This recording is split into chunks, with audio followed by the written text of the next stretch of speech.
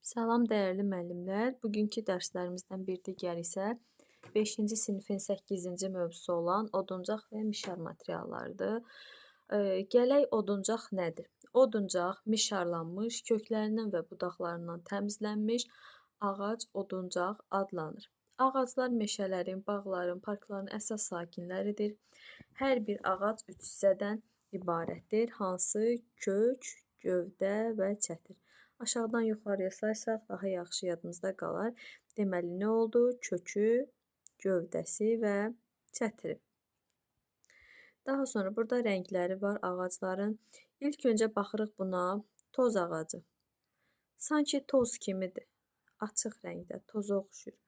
Baxın, bunu toz ağacını toz kimi. Ən açıq rəngdə olan hansı oldu? Toz ağacı.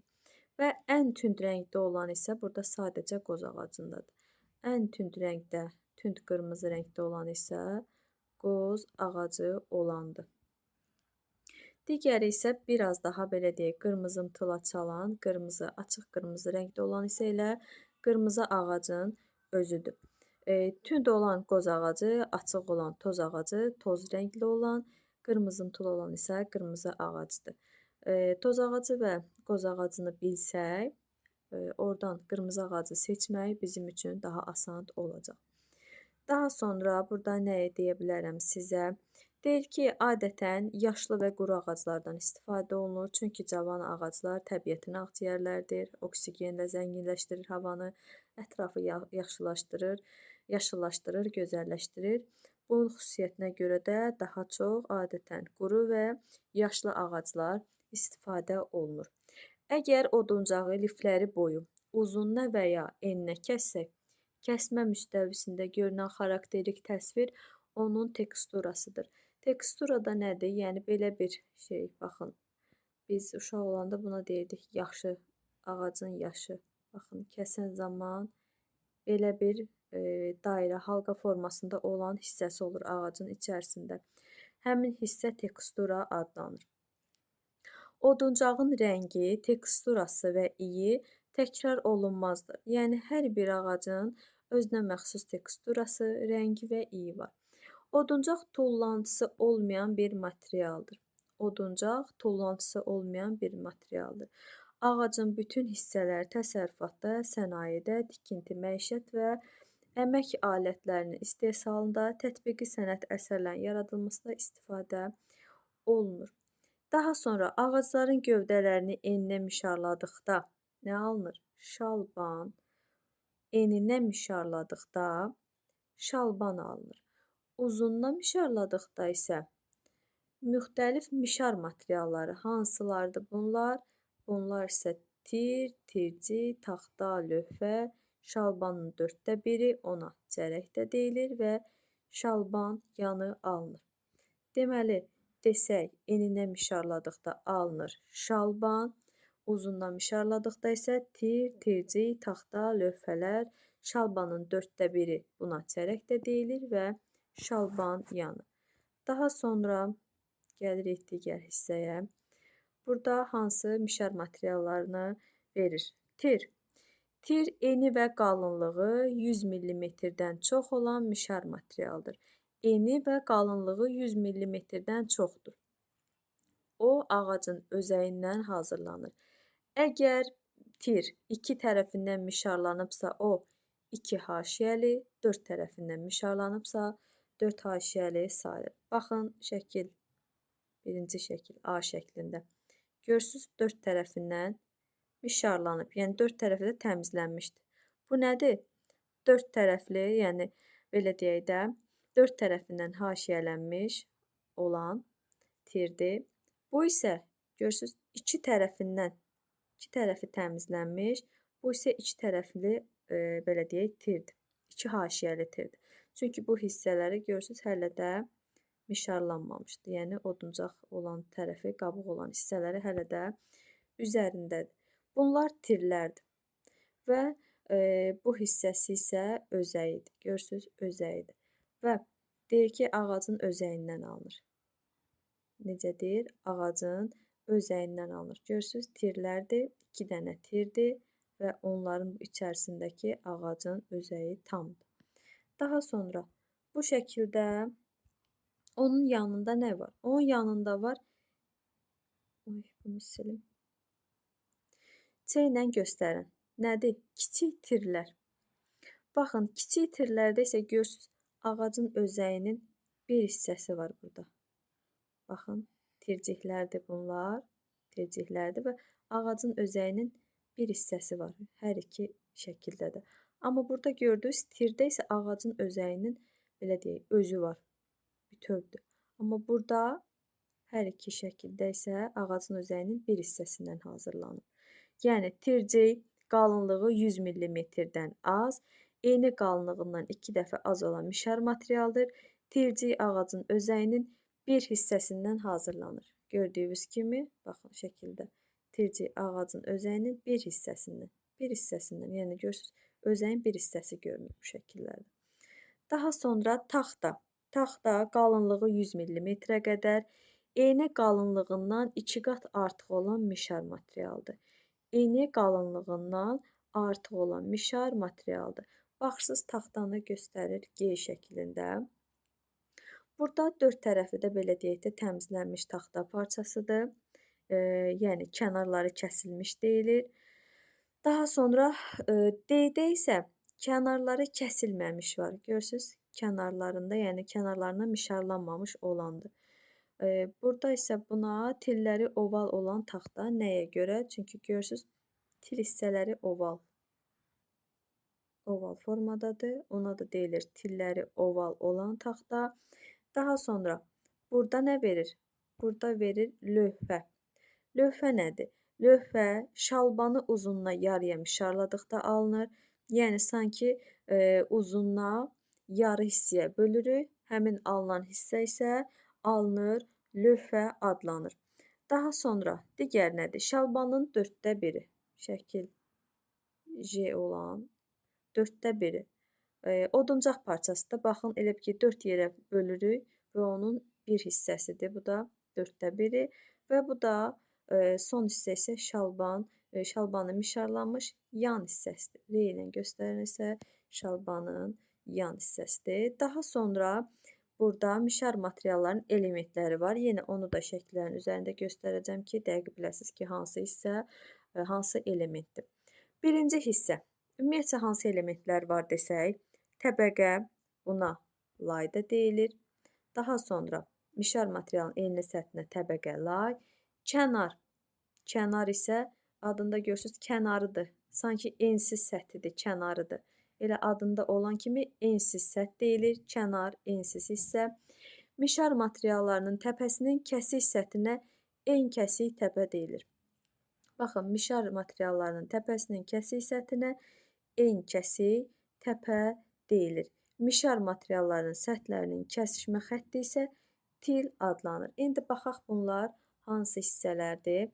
Baxırıq, birlə göstərilən təbəqələrdir, yəni laylardır. Baxın, birlə göstərilib, birlə göstərilib. Təbəqə, yəni enli səthidir. Görürsünüz, enli hissələrdir. Və burada da həmçinin, baxın, birlə göstərilib, burada da birlə göstərilib, burada da birlə göstərilib, birlə göstərilib. Deməli, bunlar nədir? Bunlar mişar materialların enli səthi. Daha sonra gəlirik ensiz səthlə nədir? Ensiz səthi isə 2 ilə göstəriləndir. Baxın, 2 ilə göstərilən. 2 ilə göstərilən. Daha sonra 2 ilə göstərilib. Bu nədir? Bu isə kənardır. Ensiz səthi. Mişar materiallarının ensiz səthi, kənar hissələri. 2 ilə göstərilən yerlərdir. Daha sonra en kəsik təpə. 3. En kəsik təpə olan yerlər. Baxın, en kəsikləri görürsünüz. En kəsikləri. En kəsikləri. Sonra harada var? En kəsik. Burada da var en kəsiyi. En kəsiyi. Baxın, sanki halqa-halqa olan yerlər var. Baxın, onlar en kəsiklərdir. Həmçinin burada da var en kəsik. Daha sonra sonuncu hissə isə hansıdır? Sonuncu hissə isə onların tilləridir. Tillər isə 4 rəqəmi ilə göstərilir. Hər birində baxın, til. Baxın, bu kənar hissələri görürsünüz, 4 ilə göstərilir, til. Burada da həmçinin til, daha sonra tilləridir. Baxın, bu hissəsi və bu hissəsi. Burada da hər iki, belə deyək, aşağı və yuxarı hissəsi tilləridir. Daha sonra burada da tilidir, 4-lə göstərilib. Həmçinin burada da görürsünüz, tili var və burada da tili qeyd olunub. Bu isə onların tilidir. Daha sonra nə var burada? Mişar materialların səthinin, onu dedik. Konstruktiv oduncaq materialı fanerdir. Onu 3 və daha artıq soyulmuş şpon təbəqəni üst-üstə yapışdırılması yolu ilə alırlar. Baxın, faner. 3 və daha artıq şpon təbəqələrdir, bir-birinin üzərinə yapışdırılır və preslənmə yolu ilə alınır. Daha sonra burada şponun alınmasını göstərir. Kötükdür, şalbandan keçir, kəsilir bıçaq vasitəsilə. Daha sonra burada şpon vərəqləri göstərir. Həmin ki, buradan baxın, burada kəsilən, burada isə artıq alınan o vərəqləri göstərir. Daha sonra keçirir şpon nədir? Şpon deyəndə, baxın, əgər desək ki, şpon nədir? Şponun qarşısında ilk öncə xüsusi dəzgahlarda sözünü götürürük. İlk öncə o söz axtarırıq, xüsusi dəzgahlarda. Bir də nədir? Oduncaq qatıdır. Şpon deyəndə xüsusi dəzgahlarda və oduncaq qatıdır olan, baxın bu oduncaq qatlarıdır olan sözləri götürürük. Çünki görürsünüz də, şpon vərəqlər nazik bir vərəqlərdir, oduncaq qatlardır və nazik şəkildə də görünür. Daha sonra soyulmuş şpon desəksə, soyma dəzgahında olan sözü götürürük. Baxın, soyma dəzgahında soyulmuş şpon deyirsə, soyma dəzgahında olan sözü axtarırıq və fırlanan şalbandan, yəni kötükdən enli yonqarın iti bıçaqla kəsilməsi ilə alınır. Yəni, belə deyək də, bu kötükdən bıçaq vasitəsilə kəsilir, o da olur soyulmuş şpon. Bu zaman şpon rulon kimi, bu zaman şalban rulon kimi şpon lenti şəklində açılır. Daha sonra faner. Faner nədir? Bir də fanerin burada bir alınma ardıcıllığı var. Faneri almaq üçün şpon lenti müvafiq ölçüdə kəsir və quruducu kamerada qurudur. Çünki bu hissələr, bilirsiniz ki, oduncaqlar nəm halda olur. Onları quruducu kamerada quruduruq. Daha sonra kəsdik, qurutduq. Sonra həmin quruyan təbəqələrə, axı nəm olur onlara, baxın, yapışqan çəkəcək. Nəm olan təbəqəyə yapışqan çəksək, onsuz da material alınmayacaq. Yəni, fanerin alınması uğursuz olacaq. Ona görə ilk öncə şpon lenti müvafiq ölçüdə kəsdik, qurutduq. Sonra təbəqələrə yapışqan çəkirik və bir-birinə qonşu təbəqələrin lifləri perpendikulyar olmaq şərti ilə yapışdırıb və presləyirik. Yəni, yapışqan çəkirik və onlar preslənmə aparatında preslənir ki, yapışdırılma əməliyyatı uğurlu olsun. Daha sonra faner oduncaqdan möhkəmdir. Baxın, heç birində belə bir söz yoxdur. Oduncaqdan möhkəmdir söz yoxdur. Bir dənə bu fanerdə var. Faner oduncaqdan möhkəmdir, çatlamır, yaxşı əyilir və asan emal olunur. Baxın, sanki burada müsbət xüsusiyyətləri daha çoxdur da fanerin, yəni mənfi bir xüsusiyyəti yoxdur. Müsbətə doğrudur bütün xüsusiyyətləri və görürsünüz, yaxşı əyilir. Fanerka, biz görmüşük də mebellərin falan arxasında olur. Fanerka asanlıqla əymək olur, asanlıqla kəsmək olur, emal olunur. Daha sonra çatlamır və oduncaqdan möhkəmdir. Və ondan harda istifadə olunur? Evlərin tikintisində, baxın, əvvəldə keçmişdə, belə deyim, evlərin pol hissəsinə, döşəməsinə, daha sonra patoloqlarında fanerlərdən, fanerkalardan, belə deyirik də, onlardan istifadə olunurdu. Daha sonra mebel sənayesində, bəli, mebellərin elə qıraqlardır, arxa hissələrdir. Baxın, onlar da fanerlərdən hazırlanır. Daha sonra maşın qayırmada da bilirsiniz nədir? Banlarıdır, kuzovları deyilir. Həmin hissələrində də fanerlərdən istifadə olunur. Daha sonra oduncaq yonqarlı piltələr, bunun digər bir adı OYP, yəni yonqar, kəpək, oduncaq tozu halına salınmış oduncağın eyni vaxtda preslənməsi və yapışdırılması yolu ilə alınır. Baxın, eyni vaxtda həm preslənir, həm də yapışdırılır nə? yonqar, kəpək və oduncaq tozu. Daha sonra OYP 10-26 millimetr qalınlığında istehsal olunur. 10-26 millimetr qalınlığında istehsal olunur. Nə? OYP, oduncaq yonqarlı piltələr. Bu material möhkəmdir. Deməli, möhkəmdir. Demək olar ki, əyilmir. Kəsici alətlərlə yaxşı emal olunur. Baxın, eyni fanerdəki kimidir, möhkəmdir. Amma burada demir ha, oduncaqdan möhkəmdir. Sadəcə deyir, möhkəmdir. Demək olar ki, əyilmir. Amma fanerdə nə deyirdi? Əyilir də deyirdi. Və kəsici alətlərlə yaxşı emal olunur. Burada bir var, iki məqamla bir-birindən ayıra bilərik. Bir, kəsici alətlər sözü var. Hansında? OYP-də kəsici alətlər sözü var. Ondan bir də ki, sadəcə möhkəmdir deyir. Amma fanerdə nə demişdi?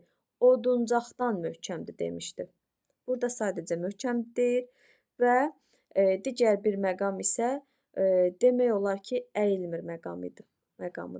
Əyilmir. Fərqli olan məqamlardan biri isə əyilmir. Amma faner fikirləşirik ki, fanerkanı yadımıza salırıq. Yəni, nəzərimizə gətiririk ki, o asanlıqla əymək olur. Yüngüldür, asanlıqla əymək olur, istifadə etmək olur. Amma ki, həmin bu piltələri, oduncaq yonqarlı piltələr isə asanlıqla əymək olmur, kəsici alətlərlə yaxşı emal olunur və möhkəmdir. Sonra oduncaq lifli piltələr. OLP, digər bir adı isə orqalitdir. Liflərə qədər doğranmış və buxara verilmiş. Baxın, burada da buxara verilmiş sözü var. Bu sözdə digərlərinin heç birində yoxdur. Buxara verilmiş oduncaq kütləsinin təbəqə şəklində bir də nə var? Sadəcə preslənməsi yolu ilə alınır. Baxın, burada demir. Preslənməsi və yapışdırılması, yapışdırılması və preslənməsi. Bunu da digərlərindən, yəni OYP-dən və fanerdən ayıran bir xüsusiyyəti onun sadəcə preslənmə yolu ilə alınır olmasıdır. Görürsünüz, burada yapışqan demir. Liflərə qədər doğranır və buxara verilir. Həmin kütlənin təbəqə şəklində preslənməsi yolu ilə alınır. Buxara ver və preslənmə yolu ilə alınması deməli, OLP-ni, orqaliti həm OYP-dən, həm də fanerdən fərqləndirir. Daha sonra OLP-nin hansı xüsusiyyətləri var? Orqalit boz rəngdə düz və hamar səthə malikdir. Orqalit boz rəngdə düz hamar səthə malikdir. Daha sonra gəlirik fanerin, oduncaq yonqarlı və oduncaq lifli piltələrin çatışmayan əsas cəhətlərinə. Nədir? Onların çatışmayan əsas cəhəti rütubətdən qorxmasıdır. Rütubətin təsiri altında faner laylara ayrılır. Piltələr isə şişir və möhkəmliyini itirir. Faner nəyə görə laylara ayrılır? Çünki faner təbəqələri bilirsiniz ki, 3 və daha artıq. Sanki baxın, 3 dənə faner təbəqəni arasına yapışqan çəkirik, presləyirik. Onlar ki, bir-birinə yapışır. Nəmi olanda artıq bu yapışqan olan hissələr boşalır və bu yapışdırdığım hissələr bir-birindən laylar var. Bu laylar 3 dənə, 4 dənə lay deyil. Bu laylar bir-birindən aralanmağa başlayır. Ona görə də deyir ki, faner laylara ayrılır, yəni yapışdırdığımız laylar ayrılır, piltələr isə şişir və öz möhkəmliyini itirir. Dərsimiz bu qədər. Uğurlar olsun.